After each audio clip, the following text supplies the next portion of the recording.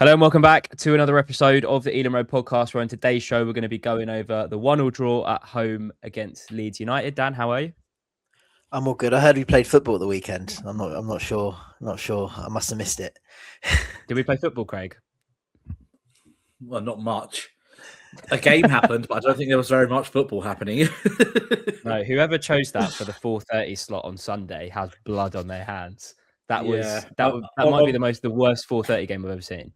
On behalf of all Brentford fans and Leeds fans everywhere, we apologise to anyone who took the time to watch that game. Absolutely. Before we get going, everyone remember to drop a comment down below with your thoughts around the Leeds game ahead of Man City. We're recording this on Tuesday, so drop some comments about the Man City game tomorrow night ahead of Wolves on Saturday. Remember to subscribe to the YouTube and Spotify channels. Follow us on the socials at the Elam Road on Twitter, at Elam Road Pod on Instagram. We've had loads of questions again this week, so I thought we'd do something similar to what we did last week. In that we'll talk a little bit about the game. We've had some questions around some big picture stuff, but I feel like it felt like a pretty big week or a big performance for Keith Andrews in terms of his rep, in terms of how he's viewed by Brentford fans, in terms of the future, which I think we'll get onto in this episode. But yeah, not too much from the Leeds game because it was a bit of a ball fest. But to start off, tweet of the week, boys. MKW Ultra said that he's bored of us talking about hoofball every week. And he did ask a few questions about what we're doing for Christmas, if we like pineapples on pizza, if we agree with that. But I think the one that we'll answer that made me chuckle is, how many pigs in blankets do you think Mikael Damsgaard would have to eat before he weighs the same as Calvin Bassey, Dan? He's not got time for that. He's just had a baby. I think, yeah, he's going to be far too busy over the Christmas period to have pigs in blankets. Hopefully he's getting some sleep at night, though, because, he's dropped off a little bit this season. So he has. I think he needs to focus on that. Yeah. Craig, what kind of pigs? I think we need to quantify the question, really. How big are the pigs in blankets? How much bacon is there on the sausages? How many, ballpark figure, if we're talking about the Christmas period from Christmas Eve till Boxing Day, how many do you think he needs to eat? I think it's in the thousands, surely, with us getting to catch up with Calvin Bassey, for sure. But I don't speak for many people, but I've got a personal record of well into the 70s and 80s, like I've done in a day. So if he could maintain that, and he could do, I don't know, 180, 200 pigs in blankets over the 3 days, he might weigh as much as King Lewis Potter. But I don't know about reaching Calvin Bassey. We haven't taken into account how many pigs in blankets Calvin Bassey is going to be eating over Christmas, and whether he might weigh more after the Christmas period as well. And are these like cocktail sausages, pigs in blankets, or are these like chipolata pigs in blankets? Yeah, that's what I was thinking. That M&S one where it's like wound and wound and wound and wound with loads of bacon wrapped around it. And also, is that acceptable as a pigs in blanket, or do they have to be small ones? I'd say they're normally small ones. No? I love a big sausage. Let's just carry on like this for the rest of the episode. Okay. Also, the second big point on that, I'm steadfast against fruit on a pizza. Fruit on what, pineapple on pizza? Kind of steadfast against. So I like the thing is with fruit on a pizza. Do you not? You quite like a bit of hot honey on a pizza, a little bit of sweetness. So isn't it kind of similar? No. What other fruits do you get on your pizzas apart from pineapple? No, but I'm saying like for a pizza, like the only reason you would have pineapple on a pizza is because it's sweet. No, kind of. Put sweet corn. Sweet corn is sweet, is it not? That's acceptable on a pizza as well. Yeah, Dan, you're not looking impressed.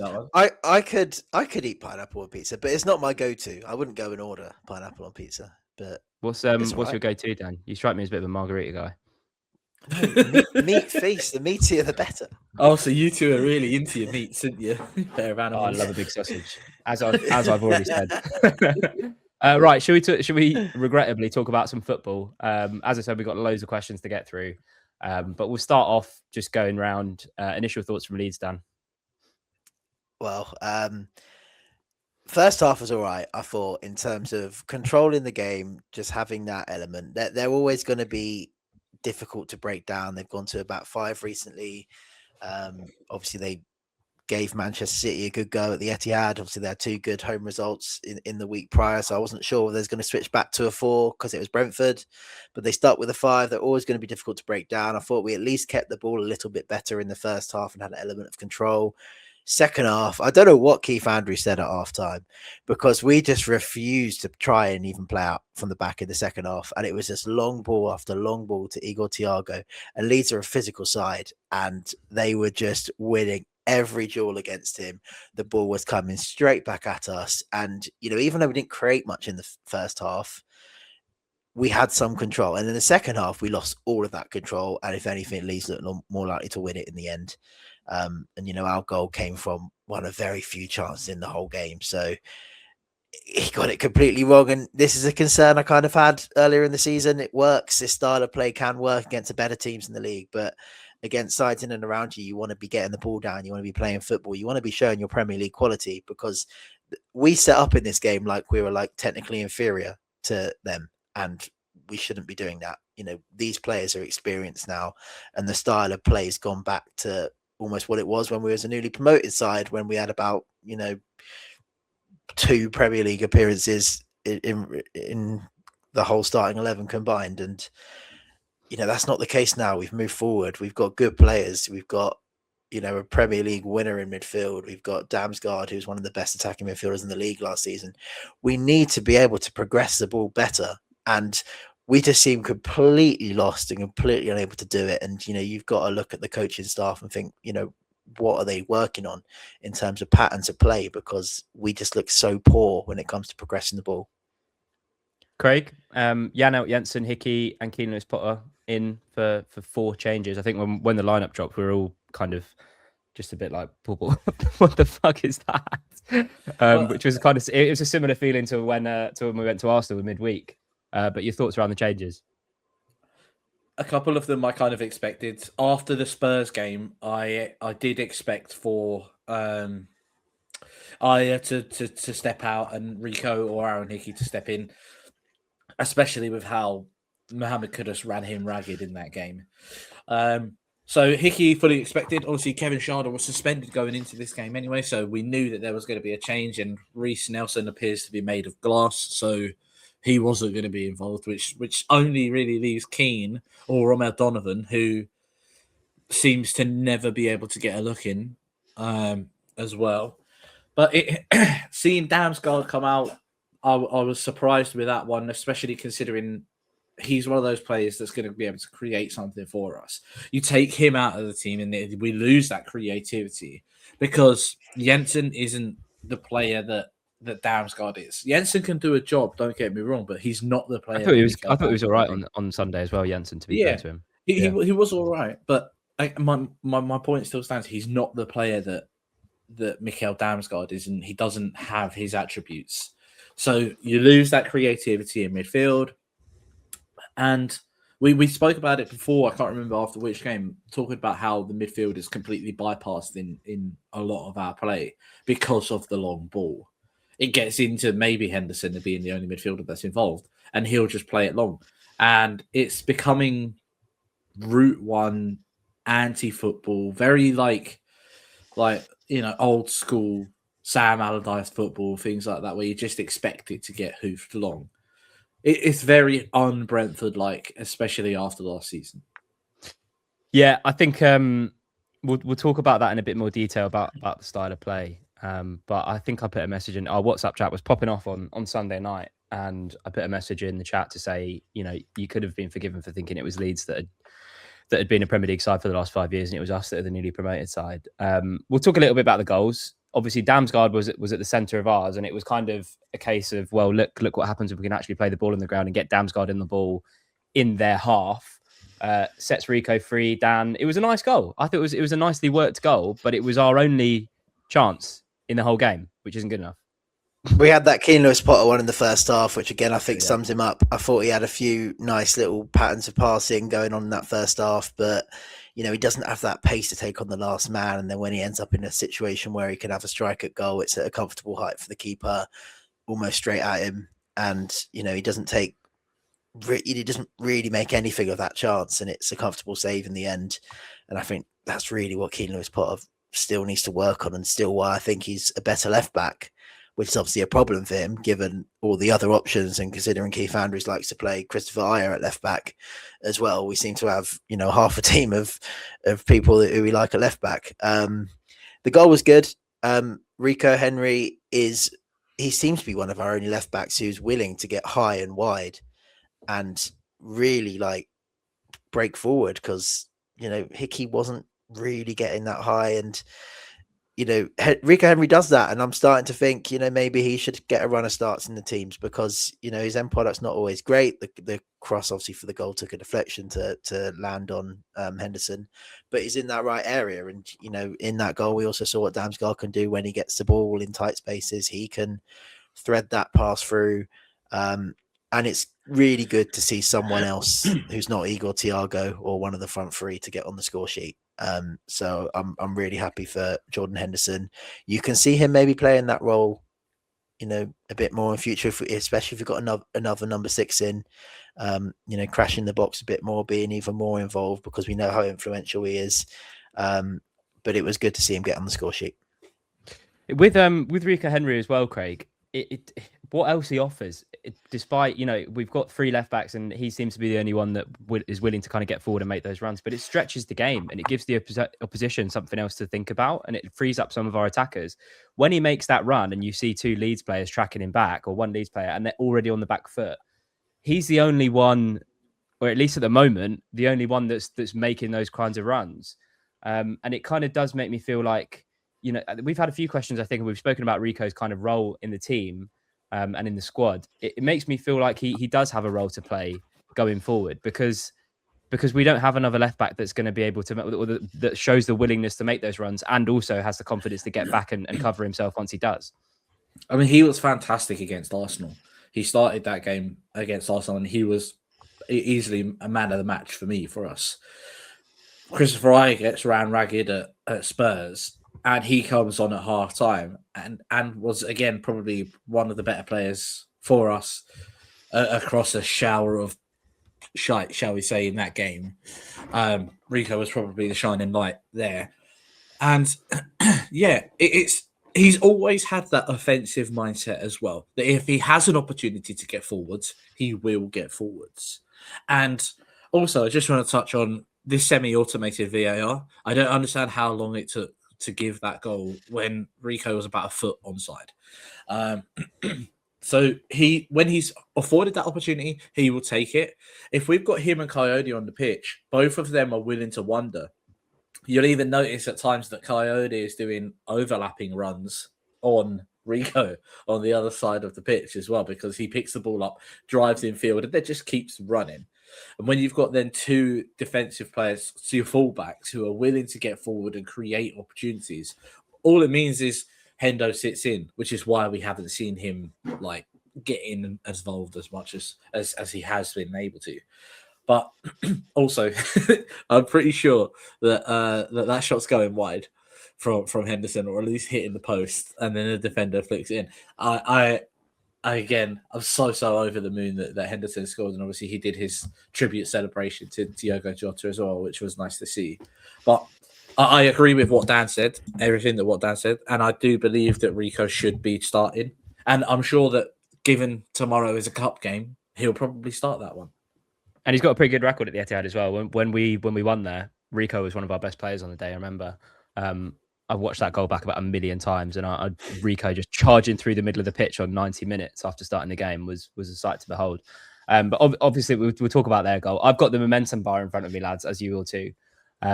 We score a goal, and then from that point, it is all Leeds. And we had a few people asking us questions. Cammy and Lifeboat on Twitter want us to talk about the Ayer sub. Ayer came on, we dropped into a back 5, and we conceded a goal that we have conceded many, many times this season.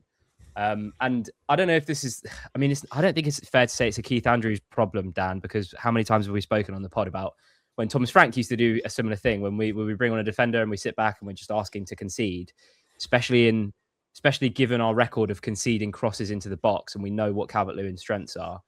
It just felt like, again, we're shooting ourselves in the foot and dropping more and more points from winning positions. I think it's up to must be up to 13 or 14 now this season, which is comfortably the most in the league. Yeah, that goal was coming regardless. Even before we made the change, that goal was coming. We were bad in the second half as an entirety. And we do seem to have this habit after we score. We did it against Burnley as well. We drop so deep as soon as we score a goal. And then obviously Burnley got a penalty a minute or two after we scored. And you could see against Burnley, you could see the coaches telling them to get up the pitch before Burnley got their penalty. And, we didn't do it when we retook the lead again against Burnley, but we do it all too often, and we did it again here. And it must be a mentality thing. And, when you look over to the bench and you see we're going back 5, you're almost encouraging that mentality of, shut up shop and, try and keep them out. And it's just the way the game was going, the amount we were losing the ball and just giving them wave after wave of an attack, it was always going to come. And obviously with the goal, Vandenberg, I think Ayer and Collins are trying to play Calvert-Lewin offside. Vandenberg nearer the near post is keeping him on. But, it was always coming. We don't really look that much more defensively solid when we go to a back 5. And, even after they score, Keith Andrews doesn't make that final change to get, to make it a front 3 again and not make it a back 5. And we're just clinging on, accepting a point at the end. And I think that's a frustration again. We just accept these results too easily. Sometimes it's defeats that we're accepting, just keeping the score down. And it's not positive enough. It's too cautious. It's too passive. But I'm just a bit worried that we just don't know any other way to play. Like we just look genuinely lost about how to try and get round Leeds apart from lumping it long. Craig, what do you reckon? I don't really know what else to add to that, because it feels like there is no identity at the moment, doesn't it? And I'm going to jump into one of the questions, which we was going to talk about, but I'm going to actually bring it up now, which was from Perry and Dan on Twitter. And it says, what's not appealing about Keith Ball? Passing around the back 4 onto the wingers, back to the back 4 and hoofed up to Eagle, who's dispossessed, only for the opposition to hit us through the middle of the park. Genuinely intrigued, does Keith Andrews have a style of play? And if so, why is it effective? The style of play he has is go in, out, create the space to go long. But the problem is we've only got the one player. Like in the scenario where we don't have Sharda on the pitch, and in certain cases where we do have Sharda on the pitch, that long ball is just completely ineffective because of how big and strong defenders are in the Premier League. Thiago has to get his body in front, but then without Damsgaard on the pitch, when Thiago gets his body in front and he tries to bring the ball down, the ball will bounce back towards the midfield, which it does every single time. And it did so many times on Sunday. It bounces back. But what Damsgaard is so good at is being able to read that when the ball goes forwards, to be in those little pockets of spaces, to be able to pick the ball up when it returns back into the midfield from front 3. You take him out of the team, you lose that, because that's not what Jensen does. Jensen is a deep-lying ball-playing midfielder. He'll pick the ball up and then try and drive it forward. He's not in those forward positions to try and create something around there. I don't think that Keith Andrews knows what his style of play is yet. And if he has one, it's not apparent to anybody else except for him. I mean, that is a style. What you just described is a style, and it works against certain teams, like teams that play high lines, teams that expect to dominate against us. The best 3 or 4 teams in the league, there will be spaces in behind. But when you're playing against a back 5, a physical team who are happy to defend first, we're not going to be successful doing that. And you've got to have more than one way to play. You've got to try. You've got to also be able to control games against certain opponents. And that was a game where we should have been able to do it. And I'm convinced Keith Andrews changed it at half time for us to be more direct, because we were okay and we did keep the ball a bit better in the first half. Yes, we didn't create a lot, but we had an element of control, and we stopped that in the second half. And I don't think that would have come from the players. Every single goal kick, we went long, and it was just coming back at us. And it's madness just to keep doing that. I said after the Spurs game and that Xavi Simons goal that no matter who we play, we will allow teams to pick the ball up in their own half and drive the ball 30 or 40 yards. I think there was that part of that question was only for the opposition to hit us through the middle. No matter who we play against, it will happen tomorrow against Man City, and it will happen again on Saturday against Wolves. We will allow someone to pick the ball up between the halfway line and the penalty area in their own half and drive that ball 40, 50 yards towards our penalty area.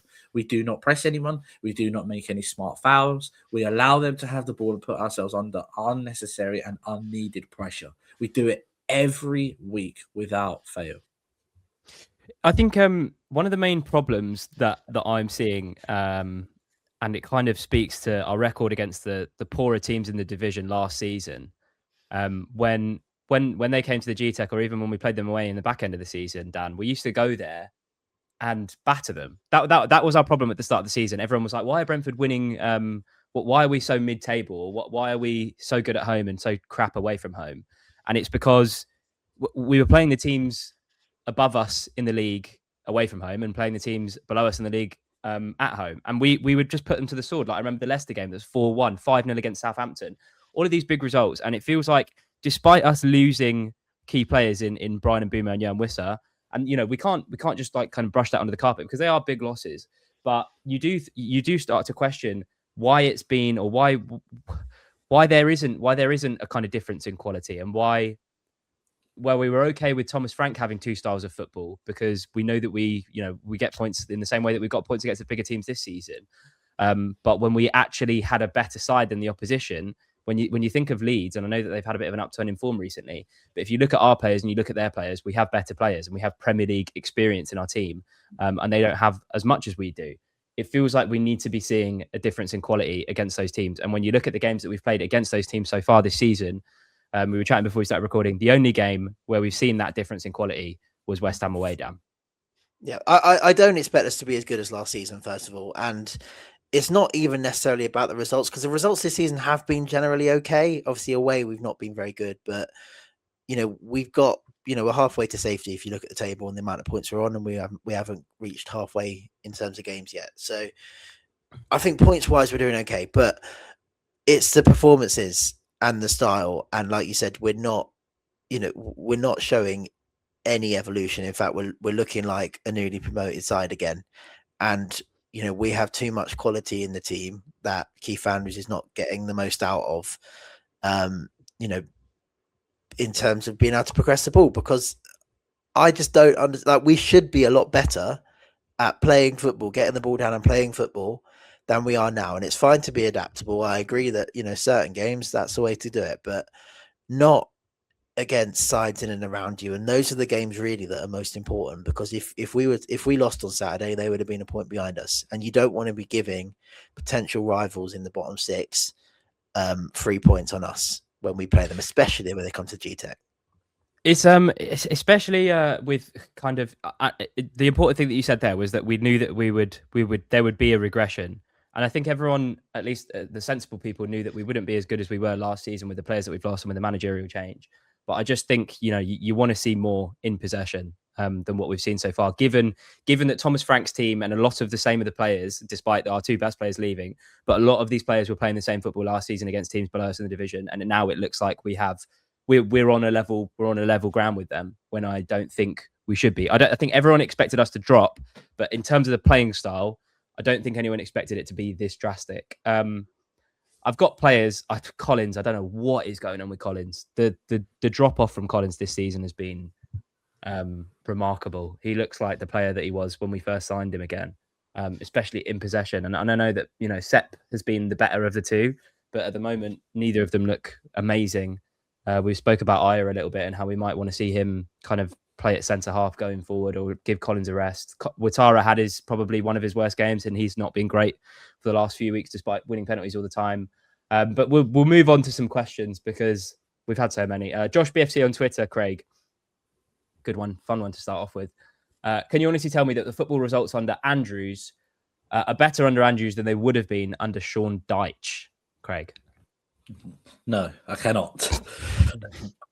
It's a difficult one, isn't it? Because the football itself based on what we've been seeing with what we've got. Sorry, that was so wordy. I don't know why I said it like that. the football that we're seeing right now, I think, would actually be very similar to the style of play in which Sean Dyche would play with the players that we have. Get the ball into midfield, drop it back, create those spaces to be able to go long into those areas where we could capitalise with the pace of Dango, Thiago, and Sharda. I just think that knowing how he sets up and knowing how... You've muted yourself. Managed to somehow mute myself then. That's impressive. I don't know how. Don't even ask me how I managed that.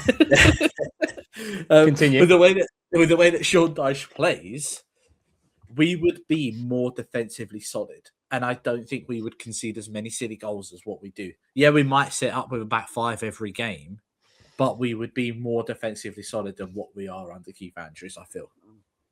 Dan, the chauffeur on Twitter is asking City away and Wolves away up next. My question is, what's the fucking point?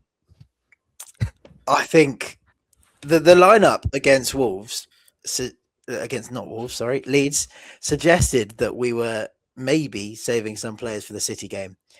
And I can't criticize him for that because we've had podcasts, last season, especially going up to the League Cup quarterfinal, where we criticized Thomas Frank for, basically throwing the quarterfinal against Newcastle out the way. So I think we need to either go there full strength on Wednesday night, knowing that they will probably rest some of their big players to give it a go. And in some ways, our style of football suits playing City away better than it does to go into Wolves, which sounds really stupid, but that is the case.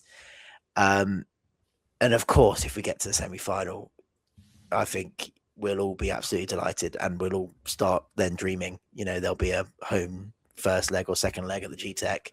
And, we could dream of getting to a major final, which feels quite far away. Obviously, City away is a big challenge.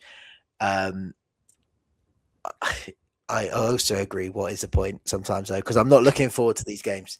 I'm especially not looking forward to Wolves, because that is another game where we should be looking to control things. They will be defence first. They were good against Arsenal, but they still scored a couple of really stupid own goals. And, their confidence and all the stuff would be taken out of them. And if anything, they were probably better at Arsenal because they felt that they weren't under much pressure away against the best side in the league. Whereas at home, their ground's been quite toxic this season. We really, really need to just go there and try to control the game. We need a West Ham performance. And that's the only time we've seen it this season. But we can't just go in with that strategy that we did against Leeds last week. Craig, what do you reckon on the two upcoming games in terms of lineup strategy? You said before we started recording that we need to go all out for Wolves. What do you reckon? I'm more invested in the Wolves game than I am the City game. I know it would be amazing to go to Wembley and watch Brentford in a final. It would be amazing to do that. But that performance that we gave on Sunday is creeping into letting our away performances, the way we've played away from the Gtech, into what we do at home. And that was I would say it was uncharacteristic, but the last few games at the Gtech haven't been fantastic either. But we've managed to get positive results and win the games. But if we go to Wolves, and I think even if we don't pick up maximum points, the away end will be half full as it is anyway, but horrible. It will be horrible. Yeah. If we get a goal, their fans will turn, we'll get on top. Great, we could possibly go on and win the game. If they get a goal, my God, it could be awful. I hate that away end anyway, as it is. It's the worst away end. It feels like the Wolves game is massive for Andrews long term. It feels like if we lose that game, he will lose all of the fans. I think that's fair to say. He'll lose the fans, but we're not a club that sack managers. Really, we're not a club that sack managers. When Thomas Frank first came in, I feel like there is a huge difference between when Thomas Frank first came in and when now Keith Andrews is in. We've had 16 Prem games, and we've hit 20 points in 16 games. And people, when we first got promoted, people were like, you know what, get to 20 points before Christmas, around Christmas, New Year, great. Then you go and kick on in the second half of the season and get a few more, and then you stay up. Because 40 points is the target for most teams, isn't it? But it's going to be a lot more different this year. When Thomas Frank came in, we was in the Championship. We've been in the Championship for a few seasons, so we had, you know, opportunity to take risk, I think. And the opportunity to take risk in the Championship versus in the Premier League is, for one, a financially different ball game. I mean, we get like what, £100 million a season for finishing 12th or whatever it is, let alone the tuppence that we would get for finishing 12th in the Championship when Thomas Frank came in. It's a damned if we do, damned if we don't situation at the moment, because we don't really know who would come in. But you look at the names that were linked with the job before the season started, based on where the club is and how it's gone, are they going to still be interested in coming here? You know, because the names that are out there now, it's like Ange Postecoglou and things like that. Do you take Postecoglou now over what we've got? But that's an example. That's an example. Do you know what I mean? Like, so the risk of, if we lose at Wolves, my mind could be getting gone. I don't want to watch any more of this. but again, if we don't lose, my mind will also be, he needs a little bit of time still. Get to January, get some people in January, but we're not a team that makes loads of signings in January as well. I'm stuck between a rock and a hard place. Damned if you do, damned if you don't. I'm like, get him gone, but invite him around for a cup of tea afterwards or something. I don't really know. The thing is, it's good that you bring up the Frank comparison, because we were all told that when Frank had the start that he had, lost 8 out of his first 10, that Phil Giles and Rasmus Ankerson were looking at the underlying numbers, and that was a big reason why they why they stuck as opposed to twisted. I was going to say twast there, but that's not a word. But they stuck with him. They stuck with him in the end because the underlying numbers were good. And if you look at, and I put a message in our group chat the other day from the expected points table, and if you look at the expected points table, we should be around 5th or 6th. However, a lot of that data factors in penalties, and a lot of our XG. We've been awarded 7 or 8 penalties this season now. So our XG is massively influenced by that. I would love to know what Matthew Benham and Phil Giles are thinking of the long-term project with Keith Andrews, because everyone knew it was a risk when he came in, but I wonder if now we're in December, and I feel like, you know, this is a good point to kind of take stock and make judgments on how we see this progressing and how we see Brentford evolving under Keith Andrews in the Premier League. What their thoughts would be, Dan? What do you think they're thinking with the underlying numbers involved as well? Because they will 110% be looking at those too.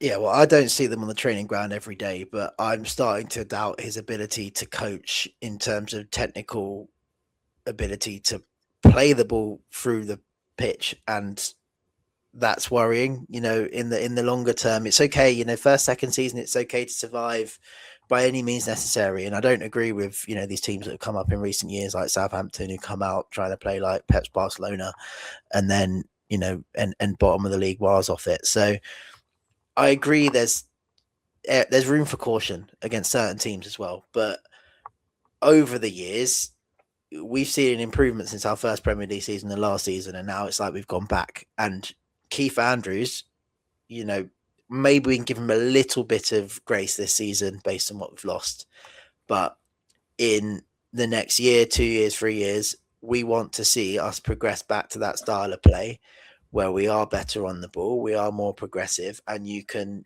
you know, genuinely look at us and think, yeah, they're a really good footballing Premier League side who can really push to the next level, which would be Europe for us based on what we've achieved since in our first 4 years. So I'm not sure whether Keith Andrews has got that in him based on what we've seen, because there's been opportunities to try and showcase a little bit of that in a few games this season, and only really against West Ham have we shown it. So I have doubts long term, but also, yeah, I can't see us sacking him.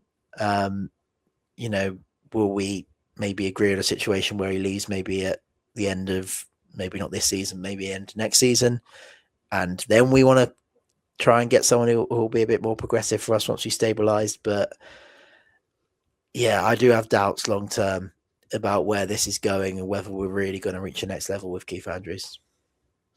Craig, you wanted to jump in there? Did you want to jump in? I thought I saw you. I was thinking when we spoke about it after we all got together, we had a chat after the Spurs game. We were saying that our thoughts on Keith Andrews are changing game by game. And I made a joke saying, "Oh, it's funny, it's game by game because it's always away game, home game, away game, home game, and we've been so good at home." But the Burnley game was awful.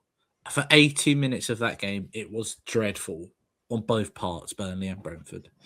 Spurs was awful from start to finish. It was rancid. It was terrible.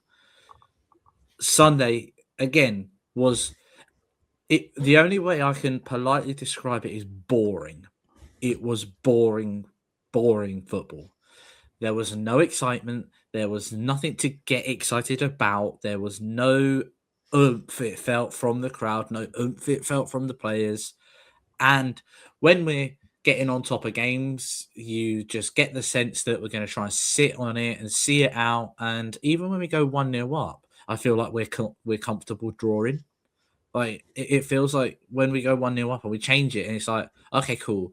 Like if they get one, at least we're not going to lose now. You know, we go 1-0 up and it's all right, but we're not going to lose. But we might as well settle for a point.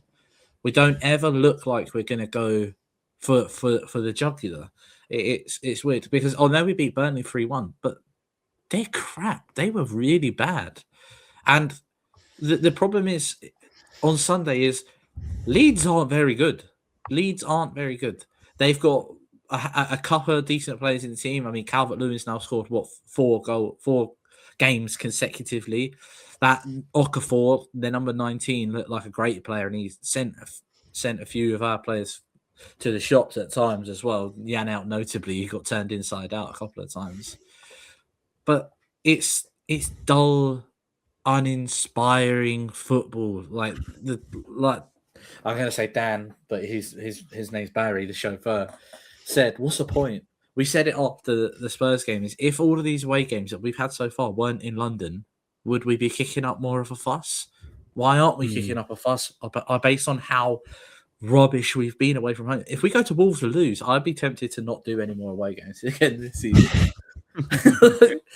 I'm just looking at the momentum bar. Even against Newcastle, when we went 2-1 up and Newcastle went down to 10 men, as soon as we scored the goal, all of the momentum is Newcastle. Everything. It just seems odd. We need to be like, especially when they're down to 10, just go for the win, go for the jugular. That's what I mean when I say like we go ahead, and then it's almost the mindset of we go ahead. Okay, we're not really likely to lose from here now, so let's just sit back. If we concede one, we can take a point. You know, we're not going to. Now we're winning. We're not likely to lose. Martin on Twitter is asking, is that the slowest / least mobile midfield Brentford have ever fielded? I had to think about this, and definitely not. I don't think we've had some slow play. Kirschbaumer was quite slow. Remember when he went through a period and he was starting quite a bit. I'm sure there'll be a midfield of like Alan McCormack and Kirschbaumer and like someone else. Jonathan Douglas. Yeah, Dougie could not get around the pitch. But do you know the most uncharacteristically Alan McCormack goal? Was it against Coventry when he like sprints through midfield and lobs the keeper? That was unbelievable. We need a player like Alan McCormack back, just to snap into tackles. Feels like we've lost a bit of the bite that we had at the start of the season, even against some of the bigger teams. And I made a few videos about it saying, you know, you can tell that the players are behind Keith because they're running their hearts out to get the point against Chelsea in the last minute. But it feels like at the moment we've just lost a little bit of, I don't know what it is, but it just, I don't know. There's no needle, especially in those big games, like, you know, all our recent games against Fulham, the game against Tottenham, which is obviously big, and the players would have known that as big to the fans for the obvious reason. And in those games, especially, you know, the other team, like Tottenham, really wanted it against us, and we just did not look like we wanted it at all.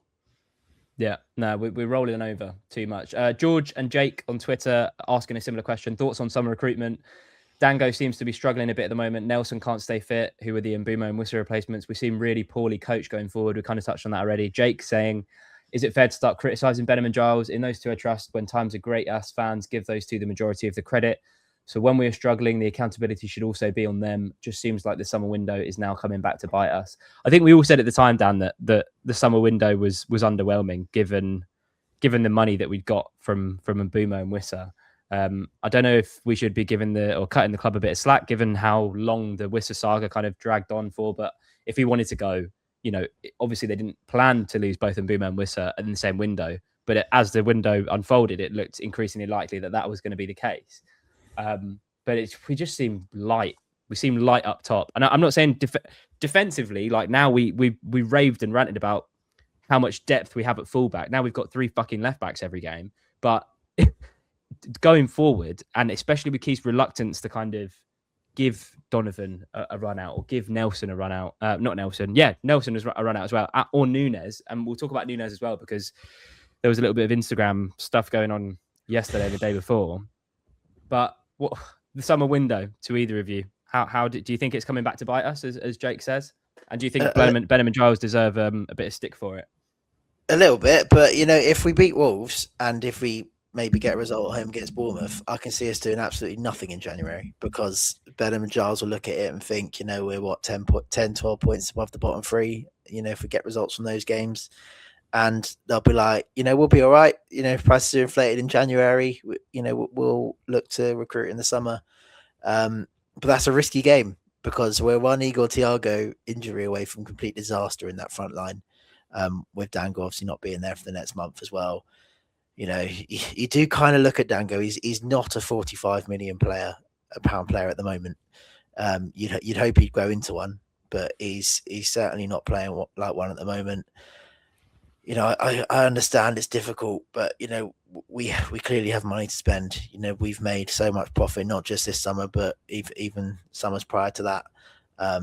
When it comes to player sales, so the money should be there. I expect we will spend if we are in trouble, if we don't beat Wolves and if we don't beat Bournemouth. And then you just got to hope it's not too late. But I think Benham and Giles have always had that, element of being quite cautious in the transfer market about them. I think that's always been there. How many times, apart from that Pontus Jansson summer when we signed, 6 or 7 other players, can we really say any summer's ever really been like a 8, 9, 10 out of 10 in terms of transfers? And I think we are waiting for a summer now where we need to have one of those years again to really progress us to the next level. Brighton, I think, not this summer, but the summer before, spent about 200 million. Yeah. And they could do that because they had also made money from player sales over the years. So I think, we really probably do need one of those summers to take us to the next level. Craig, what do you reckon in Jan? Do you think it's and obviously hindsight's a wonderful thing. So we could get past Jan and we haven't spent anything, and we're in the pits, and we'll all say, well, that stinks of arrogance from Benham and Giles because they didn't decide to invest in Jan. Where we are now, do you think we need reinforcements in Jan? Yes, yeah, for sure. Where? So we definitely need another 6, another decent 6, because Hendo obviously is not going to be able to play every game for its entirety all season, and there is obviously no trust in Frank Onyeka because he's not giving him any minutes. He's throwing Janelt in, and Janelt has been a fantastic servant for this football club, especially for the value of what he was when we got him at $500,000. He's been an amazing servant for the club, but it feels terrible saying this because we got kind of called out on it before, didn't we, about our championship players and calling them championship players, which obviously they're not anymore. They are Premier League, but they were here during that time. We need, in my opinion, to move on from players like Vitaly Janelt, like Matthias Jensen, get another midfielder in, get a 6 in. Again, I feel really terrible saying this, but Key Lewis Potter is not a forward player. He's awful as a forward, but he's not going to get in ahead of Christopher Ayer, Rico Henry, or Aaron Hickey at left back. So we need another forward player. I think I said in the chat there was that chance for KLP in the first half that I'd want the ball to fall to anyone else. I have no confidence in KLP in front of goal. And I can't believe that anybody else does either, by the way. People might try to call me out on that, but I can't believe that anybody else does have any confidence in him in front of goal. So we need another forwards, especially with Dango going away, And as I said before, Reece Nelson seems to be made at class. We need another forwards there. So maybe 2 forwards, a midfielder. We don't need any fullbacks because we've got enough of those now for once. And you know what? Collins hasn't been fantastic. We've said this a few times. Give him a break. Let Christopher Ajer actually play as a centre-back. And we said it recently that Norway, like people that have been watching Norway have been saying that he's been one of their standout players, like in their World Cup campaign, their qualifiers campaign. Give him an opportunity to play in his natural position rather than an out-of-position centre-back. Give him an opportunity. So a midfielder and a couple of forwards, which is... Forwards are the most expensive players that you could find out there, especially in January. In Jan, yeah. Well, we had questions from Gary Sudahik and Shersby B on Twitter around January and wish lists and recruitment in terms of where we need to recruit. If Thiago gets injured, are we going to go big for another target in Jan? I just think no is probably the answer. In terms I think Craig's going to be very disappointed because that's quite the shopping list, and you're not going to get much on that list, I'm afraid. I think we may bring in one, and I'd imagine it would be a forward, given Andrews' reluctance to play Nunes and reluctance to play Donovan. If we were going to go for any kind of target in Jan, which isn't the Brentford way, but if we were going to go for anyone in Jan, I think it would be a forward. As opposed to looking at more long-term options in midfield, because we do have a lot of midfielders. Obviously, Josh Da Silva is going to come back as well at some point, which sounds crazy to be hanging your hat on Josh Da Silva, but we are at that point. Dave and Jan on Twitter are asking, and this is an interesting one. Why was Nunes missing from the bench yesterday? Why wasn't Donovan given his debut? Our need for fresh offensive drive was obvious. What's the story with Nelson? We've kind of done that. Keith Andrews stated he'd be in and around the Leeds game, but not even on the bench. Brentford managers giving mixed messages in press conferences isn't a new thing, to be fair. Thomas Frank is doing it now at Spurs. But the whole Nunes thing, Dan, and this happened with Cognac a couple of weeks ago, before the Arsenal game, when Nelson wasn't able to play. Cognac put a story on his Instagram, and he wasn't on the bench. So when Gustavo Nunes did the same thing before the game on Sunday, we all said, well, didn't Cognac do the same thing before Arsenal and he was nowhere to be seen? He's since changed his profile picture to just a black circle, which reminded me a little bit of the Worcester saga over the summer. What's going on there? It seems like it seems very odd. Is Keith telling the players the lineup like the day of the game or like hours before we actually kick off?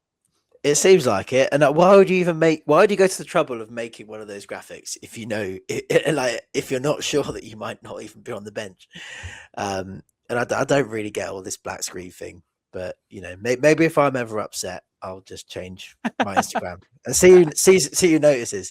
I think he needs an opportunity on the bench. But the problem is, you can see him being on the bench and just not being used, like Donovan. And if you're not bringing Donovan on again when you're 2-0 down at Spurs and offering nothing, and if you're not bringing him on again when you just gone to a back five against Leeds but they've equalised, then when is he going to get brought on? And Donovan seems to be ahead of him in the pecking order as well, which is interesting. Obviously, we haven't seen too much of either of them, so we don't really know what their level would be like in the Premier League. But, the other thing I'd say is just send them out on loan if you're not going to use them, because they're not going to really get better. No. Play like just sitting on the bench and playing for the B team sometimes. If they can get into the first team at a Championship or League One club, let them go there for the second half of the season. Because then they'll grow and hopefully come back as a better player. So either use them or just let them go on loan. Craig, do we see Donovan tomorrow against City? Do we see Nunes potentially on the bench? Do you think? I think it depends on which way we go, isn't it? Like Dan's been saying, we either need to go full strength or we just go full reserves and just knock it on the head and go for the league. I imagine, given what we saw against other cup games against like Grimsby and Bournemouth and things like that, we'll see a mixed team of some B team players that are coming forward and some first teamers that stay in there. I think they'll both at a minimum be on the bench for the start. I would be ridiculously surprised if we don't see one or the other feature at some point tomorrow. I would like to, if Nelson's not fit, I would like to see Donovan from the start, 110%, because, and I know it was Grimsby, so there's the League Two tax, but I just think he could offer something that none of our forwards have really shown, apart from Ouattara maybe through like a purple patch when he was kind of running at Dan Burn, and when he was winning all those penalties. But Donovan in that 10-15 minute cameo showed a lot more than someone like KLP has shown from the start of the season, which is crazy to say. So yes, I would love to see either one of them start / both of them get off the bench, because we just want to see that, especially with Nunes, because Nunes was like a signing there was a lot of hype around it. I remember listening to a podcast that talks about the top flight in Brazil, and they were saying when we signed him from Grêmio, it was a proper coup for Brentford. There were a number of clubs, Premier League clubs, looking at him, and we are yet to see him apart from what was it, a 3-minute spell at Arsenal away last season under Thomas Frank. We haven't seen him other than that. So yes, I need to see that. Tommy and Ancient Sicilian on Twitter both asking, why are we conceding the same goals every week? 2 players couldn't get the ball off Ampadu, Nonto's cross, and someone's left unmarked in the box. That's a weird one, Dan, because as you know, I listen to a lot of Keith Andrews speak, and a lot of what he says isn't worth much, because you can tell that he's media trained, and he would be because he's a pundit. But a lot of what he said at the start was focusing on Brentford out of possession, and kind of being more organised. And you can kind of draw similarities or parallels with Thomas Frank's start to life at Spurs. It's almost like he wants to fix the defence before we start to see kind of better attacking play.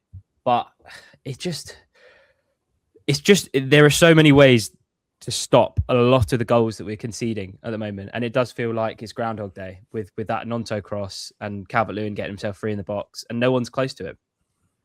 No, it's the whole trying to play him offside, I think, and obviously Vandenberg didn't get the memo. I just don't think the defence has really improved much at all. I'm not sure it has this season, and if the attacks got worse, then you're going to be a worse team. And I think just the act of keep giving the opposition the ball is going to put you more under pressure and going to let the opposition create more chances, and is going to cause more mistakes and lapses in concentration in the defence, because they're always called into action. Whereas, just trying to be a bit more positive at the start of play will actually protect the defence a little bit more, give them a bit of time to set and reset. And, if the ball's just coming straight back at us all the time, it's bound to happen. And yeah, it may be something he wants to try to do, but I can't really say that we've improved at all defensively this season. Craig Graham on Twitter is asking, do you think Keith will ever show Coyote and Dango videos of how Ruslev and Brian played down that wing so successfully with their overlaps? I thought it was a funny question, just the thought of Mad Ruslev being shown as like an example of how to be better for Michael Coyote, because, we all said at the start of the season that Michael Coyote is one of our best players, and we know the history of Ruslev. But he said because they were both awful yesterday, I do think since the Liverpool game, Coyote's dropped off massively. And I know that he's got a lot of credit in the bank, but I don't think he was good again on Sunday. What do you reckon? He's one of those players like Rico Henry that has got quite a bit of credit in the bank, so it feels unjust criticizing them. But when you've got a player like Michael Coyote and he has so many skills, so many attributes, and you see them regularly on a game-to-game basis, when he has a lull, which is what he's having now, you notice it more because we miss what he brings to the team.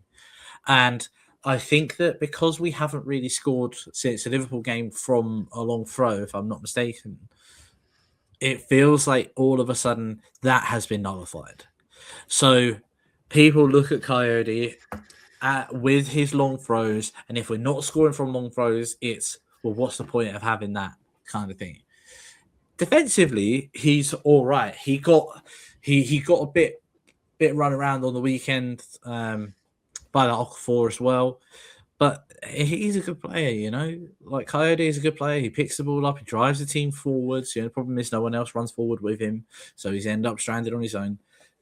He's probably just I don't really know. I don't know him personally, so I'm speaking like this. I think that he's got credit in the bank. He's got credit in the bank. He can have a lull for a few games as long as he Yeah. makes no real major mistakes. I mean, look at the penalty that he gave away against Burnley. Even when he gave away that penalty against Burnley, if that was Nathan Collins, people would have been, "What are you doing?" Yeah. And people would have got on Nathan Collins' back. But because it's Coyote and how well he has been, it was, oh man, that's unlucky. If someone said they let him sleep with his missus after the pen being given away, that's how much credit he's got in the bank. I think he just needs to maybe keep it a bit more simple at times. I think in relation to the question, obviously his relationship with Dango, I think Coyote's more of like a fullback who will just run everywhere. He won't just make those overlapping runs. He'll end up on the left wing sometimes. He'll run through the middle. But, maybe that's a little bit more. He could just get on that right side with Dango, support him a little bit more, make those overlapping runs, create space for Dango. I think obviously Rico Henry does that for whoever's on the left wing, and Rico Henry pretty much sticks to that. You don't really see him drifting inside. Whereas, if Coyote's not been on it for the last few games, maybe just keep it a little bit more simple, focus on those overlapping runs, support Dango, who struggled recently a little bit more. Because I do think, you still see a little bit sometimes that he's a little bit erratic. He'll dribble, from his own penalty area sometimes, which I don't really like to see. And, it'll be a little bit all over the place. Whereas, he could be just as effective almost, just keeping it a little bit more simple, I think. We got Dustin on Twitter saying, "Would you have an American supporter as a guest?" 110%. Maybe something we do for the Christmas quiz, or I do want to know about, because I posted some analytics from our listenership for the year just gone, and we do have a lot of people from America listening to us. So yes, 110%, we would look to do that, because they're quite. Is it in New York where they go to that Red Lion pub every week to watch the game? Yeah, looks like a lot of fun. So 100% we would do that in the future. Let us know who / when we want to do it, but it'd be good fun to kind of know about bees abroad. One of my mates was actually in Australia the other day, where he's in Australia currently, and he sent me a picture of a random guy just in a Brentford shirt walking around. So we are fucking massive all over the world, apparently. George on Twitter saying, and this is quite cutthroat, there's a few cutthroat questions to ask before we talk a little bit about Man City, because I know that we've been going on for almost an hour now. But George is asking, are we in a relegation battle? None of this, we might get sucked into it nonsense. Yes or no, and why, Dan? I think this would be a much better question to ask after Wolves, because I think if we lose to Wolves, then yes. But if not, I'd say no. So you've just given him the nonsense answer that he didn't ask. No. Right now, we're not in one. But if we lose to Wolves, we will be in one. I think these things are changeable. I don't think it's as cut and dry. The thing I worry about the most is I'm not worried about Burnley. I'm not worried about Wolves. But I'm worried about that third team, because I think West Ham under Nuno are better. I think they will get results. I think after City away, they've got a favourable run of fixtures. Leeds have proven they can get results in recent weeks. They're a decent side, and they were better than us at the weekend. And Forest under Sean Dyche have really turned a corner as well. So someone's got to go down as a third team. And, we're kind of the next ones now in terms of the league table. And we're definitely playing worse than those sides at the moment. So we need to pick up. Obviously, we've shown that we can get results. We are on 20 points, which is halfway to safety in theory. And we've not reached halfway in terms of games yet. So we're doing okay so far. But if we lost to Wolves, I think we're definitely then in a relegation battle. Craig? I would like to give a nonsense answer, please. I'll allow it. Okay. So are we in a relegation battle? Home form, no. Away form, yes. I hope that has adequately answered your question, George. Probably, definitely not. But I think it's fair to say lose against Wolves and we might be in a bit of trouble. Yeah. Ask again next week. Yeah. We'll revisit that. That's something we really want to talk about just before. We beat Wolves 1-0 with a penalty in the last minute. No, we're not in a relegation fight. We're fucking brilliant. Europe's back on. Fifth on Twitter asking how many players have improved this season. Craig, how many players have improved this season, and who's improved? Are we allowed to pick on players that were joined in the summer? That have joined in the summer? Because I think that's fair. If you look at I think Kelleher, the season goes on. I think Kelleher has improved since the start of the season. We was a bit cautious about him, but I think he has improved since the start of the season. End of list. Igor Thiago. No, Thiago. Thiago's gone better. I wanted to see if Dan would pipe up for him. That's I hated him at the start of the season, remember? I wanted to see if Dan would pipe up. Thiago, it's hard to say that a striker that scored 11 goals hasn't improved this season. And I think that after the first few games, he'd scored at Forest, he'd scored against Bournemouth, he didn't get the assist actually, did he, at home against Villa, which I'm still annoyed about. But he's improved. I would say Henderson improved, but he's just been good from the start. Like, he's just been good consistently. He's had a couple of quieter games recently, but he's been good from the beginning. But Rico, and now he's been given some time in the team as well. He's obviously getting better, getting back to where he was before. So there's probably a handful tops of players that have improved. I think the problem with the answer we've just given there is we've named new signings and players who were injured last season, which suggests that everyone else has, got worse, if anything. And it's true with like Collins and Damsgaard and people. I was going to say, it is difficult to not point that out, isn't it? Because Damsgaard hasn't hit the heights that he hit last season. Collins hasn't hit the heights that he hit last season. Sepp feels like he's being sort of held back a little bit by Collins' downfall and having to compensate. Coyote, we've just said, again, he's had a few quieter games. Like, has he really improved this season? KLP being put in that front line does not look like the player that he was last season. Maybe Jensen, actually. Jensen as well has done a bit better. Yarmo's been all right. Yarmo as well. Obviously, Yarmo as well. So there's a handful of players, but unfortunately within the team, there's also a handful of players that have regressed. Probably slightly regressed. Yeah.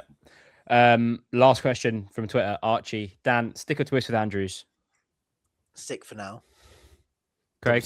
That's a nonsense answer, that is. Come on, stick or twist. I'll tell you after Wolves. If we lose to Wolves, get him gone. That's what I was saying. I think stick at the moment, and I think stick for the rest of the season. I don't think we'll go down, but I do think there are questions to be asked in the summer if we don't see an improvement in terms of our in possession play. Another very political answer. Sorry, Archie, but we don't like to go on record and say any of the stuff that you're kind of wanting us to say. Unfortunately, should we talk a little bit about Man City? Rob on Twitter said, just before you do it, we obviously made a joke about, if we lose, we're sucked into a relegation battle. If we win, we're all right. At the moment, it's funny, we're 7 points above 18th and 6 points off 5th. Yeah. So it's so tight. It's so tight at the moment that there are 4 teams on 26 points, and you win one game, and all of a sudden you're back in the top 10, and you're 3 or 4 points off of European football again. But you lose one, and you're 5 points off the bottom 3, and you're in a relegation battle. It's so compact, the middle sort of 10 teams, because you could even chuck Forest in there, who are on 18 points. They're at 8 points off of 5th. We're in all the battles. We're in all the battles. Yeah, we're in the best of the rest battle, a relegation battle, a European battle, all of it. Dan, Rob on Twitter saying, do we throw City away and put all our eggs in the Wolves away basket? As that worked with Arsenal, right? I think we've kind of answered that already, but just in terms of Man City, how are you feeling ahead of it tomorrow? I would say no to the question. Don't throw City away. I can't. We had a podcast a year ago, and we absolutely slated Thomas Frank for throwing the Newcastle game, and I still do kind of feel the same. It's still 7 points the gap. I don't think our season hinges whether we stay up or go down, and whether we played a full strength against City in December. They will rest players like Haaland, I would have thought, and I think our only chance, is probably going full strength and, trying to take advantage of the players they're missing, because, we're not in the best moment at the moment, but the way we have been playing probably does suit a little bit more to playing a team like City. If they're disjointed, if they're, giving James Trafford his 3rd game in goal this season or something, it could change. We could nick something there, but I think he'll go 50-50, which is, you see Damsgaard and Yarmo, the people on the bench the other day, come back in. He might take a view that Thiago needs a rest, but who on earth would come in for him? I can't see Jordan Henderson playing because, he's not played any of these Carabao Cup games from the start.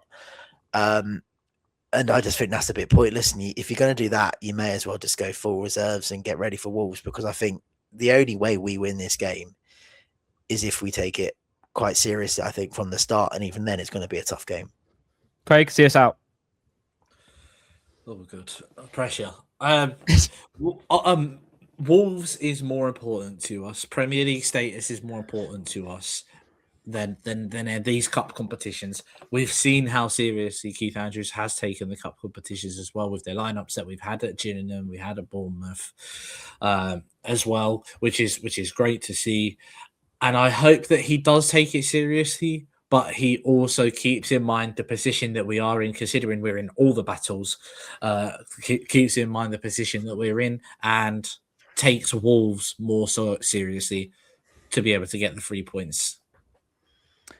The Ealing Road podcast will be back with a Wolves preview later in the week, so keep your eyes peeled for that. Remember to drop a comment down below with your thoughts around the Leeds game, ahead of Man City tomorrow, ahead of Wolves on Saturday. Let us know in the comment section, and we'll do our best to reply to all of them as we always do. Subscribe to the YouTube and Spotify channel. Follow us on the socials at the Ealing Road on Twitter, at Ealing Road Pod on Instagram. Gents, it's a pleasure as always. Up the bees.